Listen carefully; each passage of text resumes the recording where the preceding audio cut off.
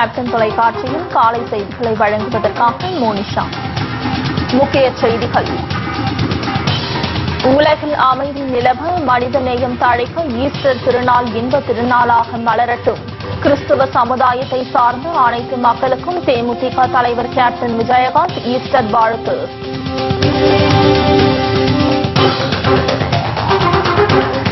மக்களை பற்றி சிந்திக்காத முதலமைச்சராக ஜெயலலிதா இருப்பதாக திருமதி பிரேமலதா விஜயகாந்த் குற்றச்சாட்டு. ஓட்டுக்காக மட்டுமே பொதுமக்களை நேரில் சந்திப்பதாகவும் விமர்சனம்.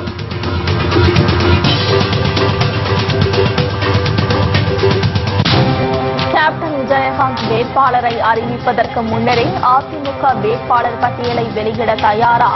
ஜெயலலிதாவிற்கு திருமதி பிரேமலதா விஜயகாந்த் சவால்.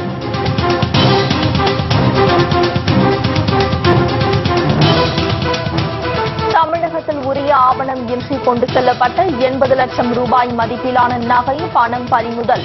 பறக்கும் படை அதிகாரிகள் நடவடிக்கை.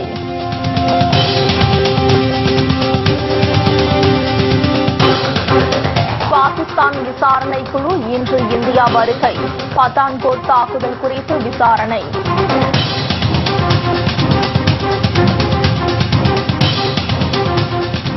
விரிவான செய்திகள். கிறிஸ்தவ சமுதாயத்தை சார்ந்த அனைத்து மக்களுக்கும் தேமுதிக தலைவர் கேப்டன் விஜயகாந்த் ஈஸ்டர் திருநாள் வாழ்த்துக்களை தெரிவித்துக் கொண்டுள்ளார்.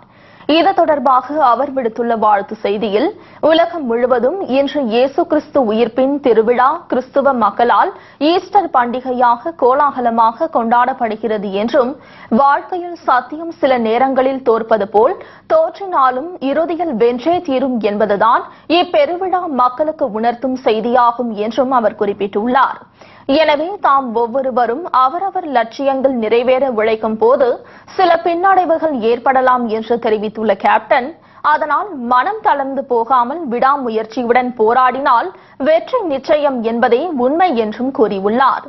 ஒரு தனி மனிதன் தன்னை நேசிப்பதைப் போலவே பிற உயிர்களையும் நேசிக்க வேண்டும் என்ற போதனையை உலகிற்கு உணர்த்தியவர் இயேசு கிறிஸ்து என்றும், எனவே எல்லா மக்களிடமும் நாம் சாதி மத பேதம் இன்றி ஒற்றுமையுடன் ஒன்றுபட்டு வாழ வேண்டும் என்றும் கேப்டன் கேட்டுக் கொண்டுள்ளார். உலகில் அமைதி நிலவ, மனிதநேயம் தழைக்க ஈஸ்டர் திருநாள் ஒரு இன்ப திருநாளாக மலரட்டும் என்றும் கூறியுள்ள கேப்டன், தம்மாலான உதவிகளை ஏழை எளியவர்களுக்கு செய்திட வேண்டும் என்றும், ஏழைகளுக்கு செய்யும் தொண்டு இறைவனுக்கு செய்யும் தொண்டாகும் என்றும் அவர் குறிப்பிட்டுள்ளார்.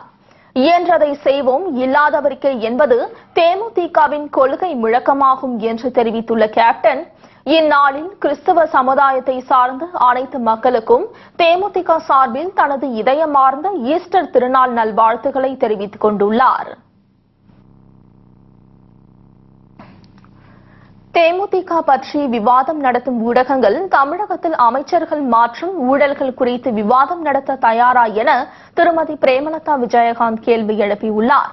மேலும் ஊழலின் ஊற்றுக்கண்ணாக விளங்கும் அதிமுக, திமுக கட்சிகளை தமிழகத்தில் இருந்து வெளியேற்ற பொதுமக்கள் சபதம் மேற்கொள்ள வேண்டும் என்றும் அவர் கேட்டுக் கொண்டுள்ளார்.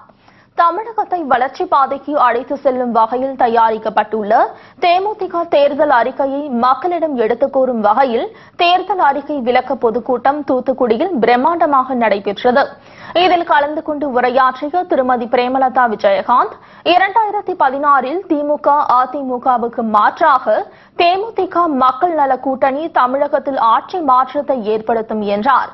கிங்கா கிங் மேக்கரா என்ற விவகாரத்தில் தேமுதிகவிற்கு யாரும் பாடம் புகட்ட வேண்டாம் என்றும் அவர் கேட்டுக் கொண்டார். பேரம் பேசியதாக வைகோ தெரிவித்தது குறித்து கடந்த 3 நாட்களாக விவாதம் நடத்தி வரும் ஊடகங்கள், தமிழகத்தில் நடைபெறும் அமைச்சர்கள் மாற்றம், கனிமவள கொள்ளை, மின்சார ஊழல், கட்டிடம் கட்டுவதில் ஊழல், எம்எல்ஏ சீட்டு பெறுவதில் கொள்ளை உள்ளிட்ட பிரச்சினைகள் தொடர்பாக விவாதம் நடத்த தயாரா என்றும் அவர் கேள்வி எழுப்பினார். அமைச்சர்கள் பன்னீர்செல்வம், நத்தம் விஸ்வநாதன் உள்ளிட்டோர் ஊழலில் ஈடுபட்டது குறித்தும் ஊடகங்களில் விவாதம் நடத்தாதது ஏன் என்றும் திருமதி பிரேமலதா விஜயகாந்த் சரமாரியாக கேள்வி எழுப்பினார். பத்திரிகையாளர்களுக்கு நான் ஒரு வேண்டுகோளாக வைக்கிறேன். வைகோ அண்ணா ஏதோ சொன்னாருன்னு மட்டும் முன்னால ஓட்டுறீங்கல்ல, இங்க இருக்கிறாங்களே என்ன வந்துச்சு அவர் சொன்னாரு, பேப்பர்லயும் புக்லயும் வந்ததை நான் சொன்னேன். இப்படி சொன்னாங்க திமுக பாஜக என்று அவர் தெளிவா சொல்லிட்டாரு. அதுக்கு நானும் சொல்லிட்டேன். இன்னைக்கு மாத்தி மாத்தி மாத்தி எல்லாத்தையும் கேட்டு அதை போட்டுக்கிட்டு இருக்காங்க. சரி, அதே புக்ஸ் அண்ட் மேகசின்ஸ்ல வந்தது நீங்க மற்றவைகளையும் இதே போல விவாதங்களாக எடுத்து உங்க டிவிலையும் பேப்பர்லயும் மேகசின்ஸ்லயும் விவாதிக்க தயாரா என்ற கேள்வியை தமிழ்நாட்டில் இருக்கிற ஒட்டுமொத்த பத்திரிகையாளர்களை பார்த்து இங்க நான் கேட்கிறேன். இந்த தமிழ்நாட்டில் இந்த 5 வருஷத்துல எத்தனை முறை மந்திரி சபை மாற்றி அமைக்கப்பட்டு தினந்தோறும் மந்திரிகளை மாற்றிட்டு இருக்காங்க. அது போல அதை பற்றி உங்களால விவாதம் வைக்க தயாரா? அதே போல இந்த தமிழ்நாட்டில் எல்லாருக்கும் தெரியும் மணல் கொள்ளை நடக்குது, மின்சாரத்துல ஊழல் நடக்குது, பால் முட்டை டாஸ்மாக் ஊழல், கனிம வள கொள்ளை, கிரானைட் கொள்ளை, வேலை வாய்ப்புல கொள்ளை, அதே போல கட்டடம் கட்டணோட அனுமதியில கொள்ளை, ஒரு எம்எல்ஏ சீட்டு வாங்கி தரேன்னு சொல்லி இன்னைக்கு எத்தனாயிரம் கோடி இந்த மந்திரிகள் ஊழல் செய்திருக்காங்க என்று இன்னைக்கு அதிமுக இருக்கிற அத்தனை பேரும் சொல்றாங்க. அதை பற்றி உங்களால விவாதம் வைக்க தயாரா என்ற கேள்வியை உங்க முன்னாடி நான் வைக்கிறேன். ஏன்னா இதுவும் பேப்பர் புக்ஸ்ல வந்தது தானே. இதை விவாத பொருளை எடுங்களை பார்ப்போம். தந்தி டிவிலையும் புதிய தலைமுறையிலும் நியூஸ் 7லயும் பாலிமர் சேனல்லையும் கலைஞர் டிவிலையும் ஜெயா டிவிலையும் இதை பற்றி விவாதம் வைக்க தயாரா? உங்களால முடியுமா? ஏன் அது மட்டும் முடியாது? ஏன் ஆளுங்கட்சியில மட்டும் அப்படியே அமைதியா இருப்பீங்களா? விவாதம் என்றால் எல்லாவற்றுக்கும் பொதுவான விவாதமாக இருக்கணும். ஏதோ அண்ணன் சொல்லிட்டார் ஒரு வார்த்தை 4 நாளா அதை வச்சு டிஆர்பி ஏத்திட்டு இருக்கீங்க. ஏன் இதெல்லாம் நீங்க ஒரு விவாத பொருளா ஏற்க கூடாது? அதே போல இங்க 5 மாநிலத்தில் இப்ப தேர்தல் நடக்குது. ஒன்னு தமிழ்நாடு, ஒன்னு பாண்டிச்சேரி, இன்னொன்னு கேரளா, ஒன்னு வெஸ்ட் பெங்கால், ஒன்னு அசாம். 5 மாநிலத்தில் இப்ப தேர்தல் நடக்குது. ஆனா இன்னைக்கு டோல்கேட்ல எல்லா இடத்துலயும் செக் பண்ணா தமிழ்நாட்டில் தான் இது வரைக்கும் பல கோடி ரூபாய் இன்னைக்கு கைப்பற்றி இன்னைக்கு கருவூலங்களுக்கு அனுப்பிட்டு இருக்காங்க. மற்ற 4 மாநிலத்தில் சில லட்சங்கள் தான் பிடிக்கப்பட்டிருக்கு. இதை பற்றி விவாதம் வைக்க இங்க இருக்கிற பத்திரிகையாளர்களுக்கு தைரியம் இருக்கிறதா என்ற கேள்வியை உங்க முன்னாடி வைக்கிறேன். தமிழகத்தில் கடந்த 5 ஆண்டுகளாக மாற்றுத்திறனாளிகள், மாணவர்கள், அரசு ஊழியர்கள், மீனவர்கள், விவசாயிகள் என பல்வேறு தரப்பினரும் போராட்டங்களில் ஈடுபட்டு வருவதாக கூறிய திருமதி பிரேமலதா விஜயகாந்த் அவர்களில் ஒருவரையாவது ஜெயலலிதா அழைத்து பேசியதுண்டா என்றும் கேள்வி எழுப்பினார். கேப்டன் விஜயகாந்த் வேட்பாளரை அறிவிப்பதற்கு முன்னரே அதிமுக வேட்பாளர் பட்டியலை வெளியிட தயாரா என்றும் ஜெயலலிதாவிற்கு திருமதி பிரேமலதா விஜயகாந்த் சவால் விடுத்தார். ஓட்டுக்காக மட்டுமே பொதுமக்களை ஜெயலலிதா நேரில் சந்திப்பதாக குற்றம் சாட்டிய அவர் மக்களை பற்றி சிந்திக்காத முதலமைச்சராக ஜெயலலிதா இருப்பதாகவும் புகார் தெரிவித்தார். மத்திய அரசு வழங்கிய 2000 கோடி ரூபாய் பணத்தை மழை வெள்ளத்தால் பாதிக்கப்பட்ட மக்களுக்கு முழுமையாக வழங்காமல் ஆளும் அதிமுகவினருக்கு மட்டுமே வழங்கியதாகவும் திருமதி பிரேமலதா விஜயகாந்த் குற்றம் சாட்டினார்.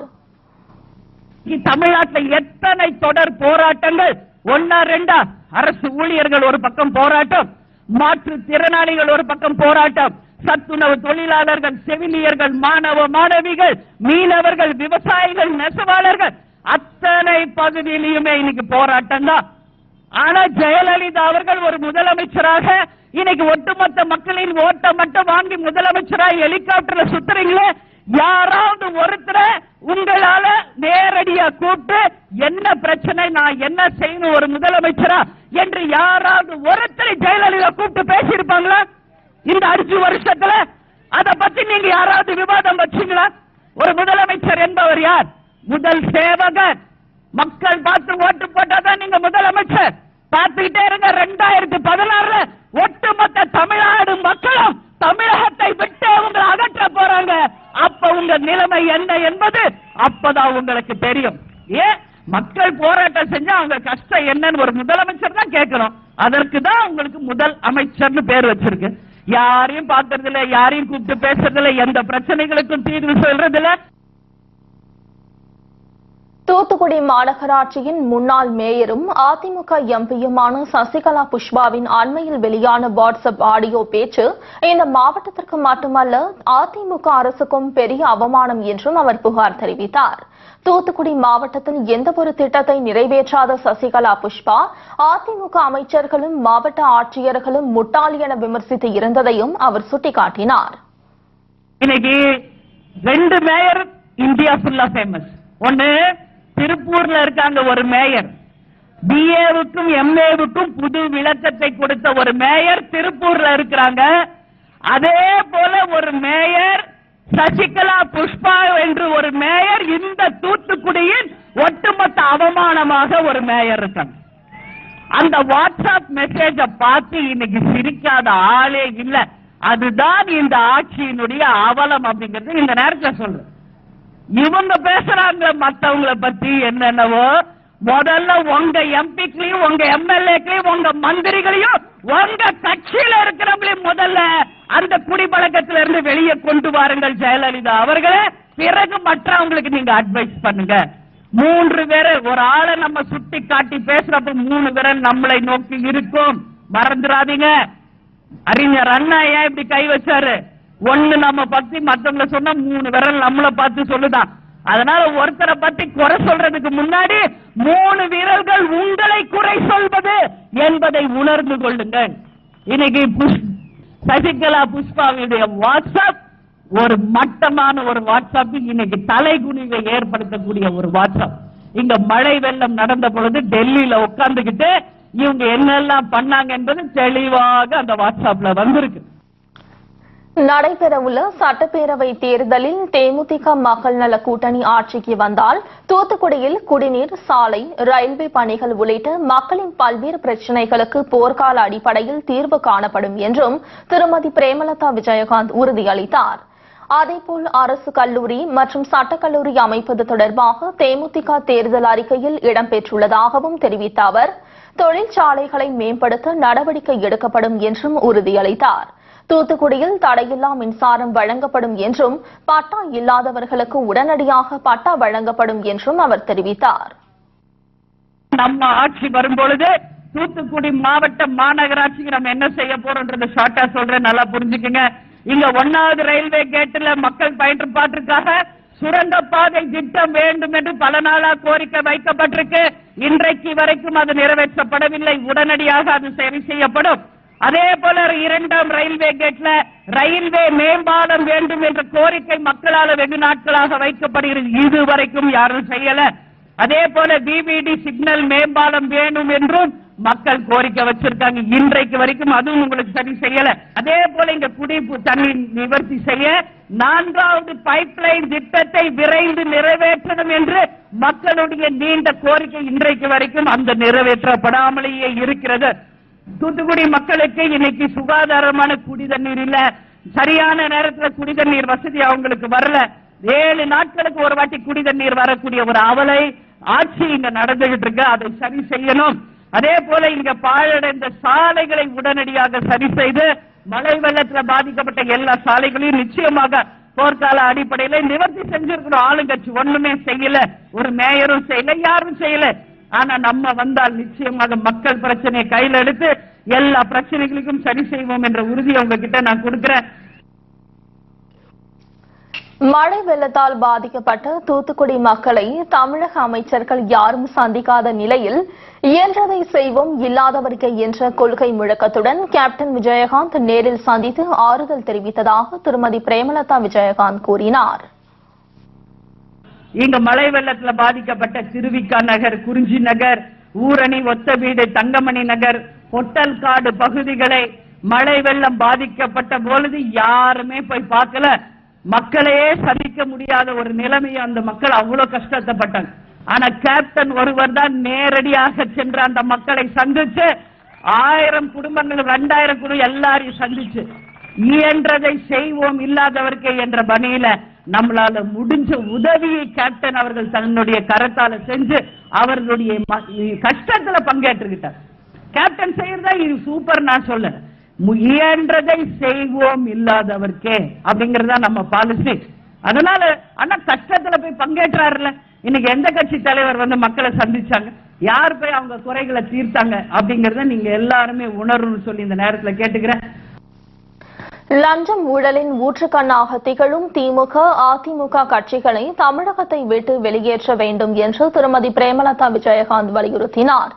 கேப்டன் விஜயகாந்த் தனது தொண்டர்களை போன்று உறுதியான நெஞ்சம் கொண்டவர், ஏழை பங்காளர், சாதி மதங்களுக்கு அப்பாற்பட்டவர் என்றும் திருமதி பிரேமலதா விஜயகாந்த் அப்போது பெருமிதம் தெரிவித்தார்.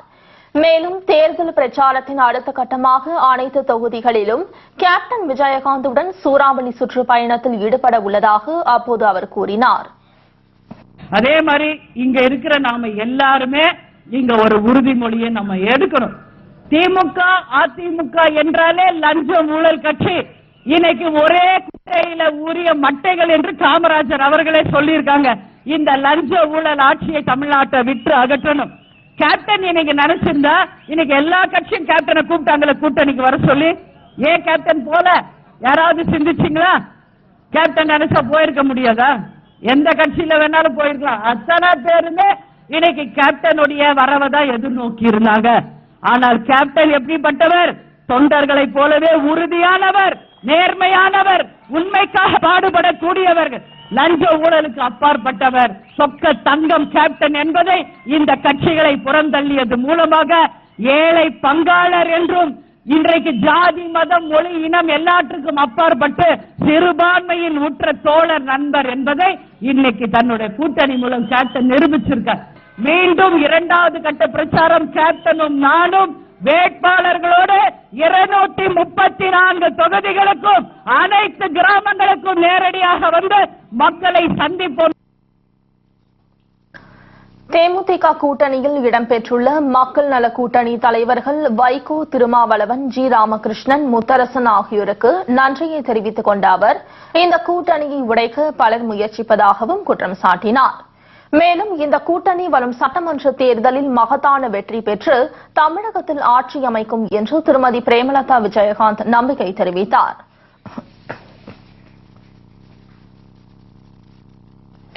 சிறிய இடைவேளைக்கு பிறகு மேலும் பல செய்திகளை பார்க்கலாம். தொடர்ந்து இணைந்திருங்கள் நமது கேப்டன் செய்திகளுடன். தமிழகத்தில் தேமுதிக தலைமையில் ஆட்சி அமைந்தால் செயல்படுத்தக்கூடிய திட்டங்கள் தொடர்பான தேர்தல் விலக்கு அறிக்கை குறித்து தூத்துக்குடியில் நடைபெற்ற பொதுக்கூட்டத்தில் திருமதி பிரேமலதா விஜயகாந்த் விளக்கினார். அதனை தற்போது கேட்போம். செல்லம்மாள் பாரதி திருமண உதவி திட்டத்தை அரசாங்கமே முறையாக இங்கு செயல்படுத்த போகிறது. ஜெயலலிதா அவர்கள் சொல்ற மாதிரி ஏமாற்று திட்டம் கிடையாது. உறுதியாக ஒவ்வொரு பெண்ணுக்கும், அதாவது வறுமை கோட்டிற்கு கீழ் இருக்கிறவங்களுக்கு 1 லட்சம் ரூபாய்க்கு மேலாக பயன்படக்கூடிய அளவுல அரை பவுன்ல தாலி, மணமக்களுக்கு பட்டு புடவை, பட்டு வேஷ்டி, கோயில் மாலை, காலை மதிய உணவு உட்பட 10,000 ரூபாய் மதிப்புள்ள குடும்பத்திற்கு தேவையான அனைத்து சீர் வசதிகளையும் கொடுத்து திருமணத்தையும் நடத்தி வச்சு அந்த குடும்பங்களுக்கு உதவி செய்வோம். சிலருக்கு அது இல்ல, எங்களுக்கு பேங்க்ல லோன் வாங்கிதான் எல்லாருமே கடன் வாங்கிதான் கல்யாணம் பண்றேன், ஆனா திருப்பி அந்த கடனை கட்ட முடியல, வட்டி ஏறி போய் இன்னைக்கு அத்தனை குடும்பங்கள் கஷ்டப்படுது. அதனால மக்கள் கோரிக்கை வச்சிருக்காங்க, பேங்க்ல எங்களுக்கு ஒரு 1 லட்சமோ 2 லட்சமோ திருமணக்கென்றே லோன் வாங்கி தரணும் கவர்மெண்ட். அப்புறம் நாங்க சிறுக சிறுக அந்த லோனை திருப்பி அடைக்கிறோம், அதுவும் குறைஞ்ச வட்டியில வேணும் என்று மக்கள் கோரிக்கை வச்சிருக்கீங்க. உறுதியாக திருமண லோன் பேங்க் மூலமாக குடும்பங்களுக்கு வழங்கப்படும். நீங்க யாரும் போய் வெளியில வட்டிக்கு காசு வாங்கணும் என்று கஷ்டப்பட வேண்டிய அவசியம் இல்லை என்பதை உறுதியாக இந்த நேரத்தில் உங்க முன்னாடி நான் சொல்றேன். அதே மாதிரி இங்க பாத்தீங்கன்னா தங்க நகைகளை கொண்டு போய் அடமானம் வைக்கிறீங்க, ஆனா திருப்பி அதை மூட்டு எடுக்கவே முடிய மாட்டேங்குது, எல்லா நகையும் அதோட போயிருது. அதனால அரை வட்டி மட்டுமே போட்டு அந்த நகைகள் சீக்கிரமா மீட்டு எடுக்கிறதுக்கு இந்த அரசாங்கம் உங்களுக்கு உதவி செய்யும் என்பதை இந்த நேரத்தில் சொல்றேன். அதுவும் இல்லாம மெயினா தமிழ்நாட்டில் கந்து வட்டி, மீட்டர் வட்டி முற்றிலுமாக அகற்றப்படும். எப்படி லாட்டரி என்றதை முற்றிலுமாக அகற்றணுமோ இரும்பு கரத்தை கொண்டு இந்த கந்து வட்டி, மீட்டர் வட்டியை உடனடியாக தமிழகம் முழுவதும் செயல்படுத்துவோம் என்ற உறுதியை உங்க முன்னாடி நான் வைக்கிறேன். அதே போல இங்க பாத்தீங்கன்னா அரசு பள்ளியில படிக்கிற பெண்களுக்கு இலவசமாகவே நிறைய புக்ஸ், ஃபேன் எல்லாமே நம்ம கொடுக்க போறோம். அதே மாதிரி கண் வந்து செக் பண்றாங்க, இலவசமாகவே ஆண் பெண்களுக்கு கண் செக் பண்ணி ஸ்பெக்ஸ் கொடுத்து அவங்களுக்கு உரிய முறையில நம்ம காப்பாற்றுவோம். 6ஆம் கிளாஸ்ல இருந்து 10ஆம் கிளாஸ் படிக்கிற ஆண் பெண் குழந்தைகளுக்கு சைக்கிள் கொடுக்க போறோம். அதே மாதிரி பெண்களுக்கு வேலை வாய்ப்பை உருவாக்குற மாதிரி கேப்டனுடைய திட்டமான தையல் மிஷின் முறையாக பயிற்றுவித்து மானிய விலையில எல்லா பெண்களுக்கும் தையல் மிஷின் வாங்கி கொடுத்து உங்க குடும்பத்தை நீங்களே நிர்வகிக்க முடிய அளவு நிச்சயம் செய்வோம். அதே மாதிரி கம்ப்யூட்டர் பயிற்சி கூடங்களை கேப்டன் அவர்களுடைய தலைமையில நல்ல முறையாக உங்களுக்கு பயிற்றுவிக்கப்பட்டு கம்ப்யூட்டர்ஸ் கொடுத்து அதன் மூலமாக உங்களுக்கு வேலை வாய்ப்பை உருவாக்குவோம். அது மட்டும் இல்லாம இன்னைக்கு பாத்தீங்கன்னா சின்ன சின்ன உணவகங்கள் தமிழ்நாடு முழுக்க தேவைப்படுது. முறையாக உங்களுக்கு சமையல் கலையை சொல்லிக் கொடுத்து எல்லா இடங்களிலுமே சின்ன சின்ன கேன்டீன்ஸ் எல்லாம் உருவாக்கி பெண்களுக்கு வேலை வாய்ப்பை உருவாக்குவோம் என்ற எல்லா வாக்குறுதிகளுமே இந்த நேரத்தில் சொல்றேன். ஆர்கானிக் ஃபார்மிங், அதாவது வேளாண் பயிர் நம்ம இயற்கையாக கொண்டு வர வேண்டி இருக்கு. அதையும் நிச்சயமாக நம்ம ஊக்கப்படுத்துவோம். இதன் மூலம் பல மடங்கு உங்களுக்கு வியாபாரம் வரும், லாபம் வரும். அதனால நிச்சயமாக இதெல்லாம் பெண்களுக்கும் ஆண்களுக்கும் குடும்பத்துக்கும் பயனளிக்கும். இன்னைக்கு லேடி டிரைவர்ஸ் எல்லா இடத்துலயும் வந்துட்டாங்க. முறையாக ஓட்டுநர் பயிற்சி அளிக்கப்பட்டு மானிய விலையில் உங்களுக்கு டாக்ஸியும் ஆட்டோவும் பெண்களுக்கு வழங்கப்பட்டு நீங்களே அதை ஓட்டக்கூடிய அளவு உங்களை நிச்சயமாக வாழ்க்கையில தரம் உயர்த்துவோம் என்ற வாக்குறுதி இந்த நேரத்தில் சொல்றேன். சிறிய இடைவேளைக்கு பிறகு மேலும் பல செய்திகளை பார்க்கலாம். தொடர்ந்து இணைந்திருங்கள் நமது கேப்டன் செய்திகளுடன். செய்திகள் தொடர்கின்றன. தமிழகத்தின் பல்வேறு இடங்களில் உரிய ஆவணங்கள் இன்றி கொண்டு செல்லப்பட்ட 80 லட்சம் ரூபாய் மதிப்பிலான நகை மற்றும் பணத்தை தேர்தல் பறக்கும் படை அதிகாரிகள் பறிமுதல் செய்தனர்.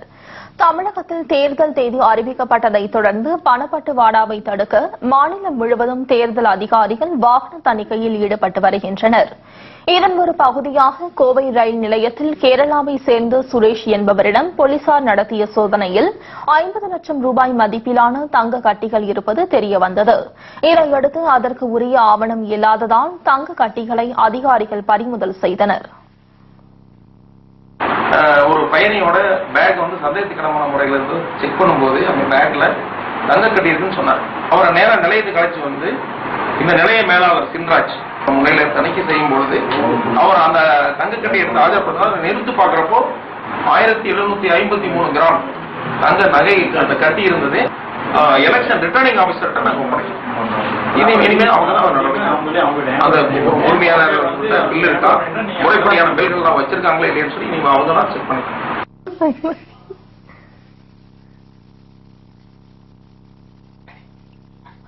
இதேபோல் நாமக்கல் மாவட்டத்தில் இருவேறு இடங்களில் நடத்தப்பட்ட வாகன தணிக்கையில் உரிய ஆவணங்கள் இன்றி கொண்டு செல்லப்பட்ட 18,31,000 ரூபாய் பணத்தை பறக்கும் படை அதிகாரிகள் பறிமுதல் செய்து அரசு கருவூலத்தில் ஒப்படைத்தனர்.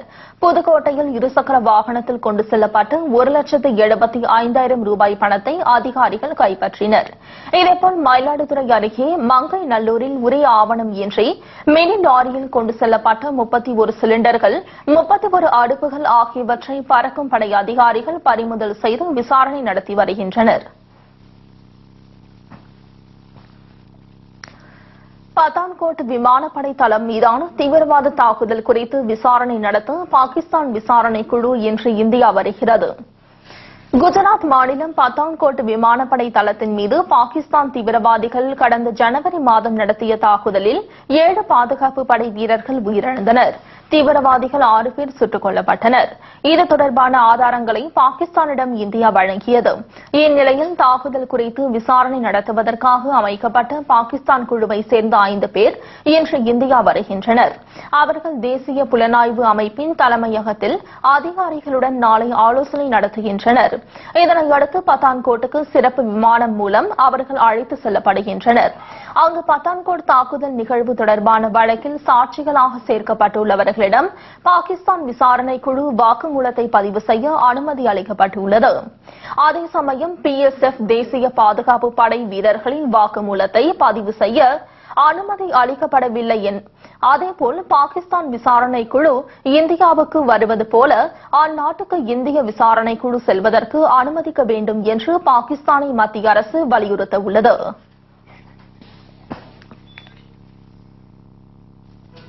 இத்துடன் செய்திகள் நிறைவடைகிறது. உண்மை செய்திகளை உள்ளபடி உடனுக்குடன் தெரிந்து கொள்ள தொடர்ந்து இணைந்திருங்கள் நமது கேப்டன் நியூஸ் தொலைக்காட்சியுடன். வணக்கம்.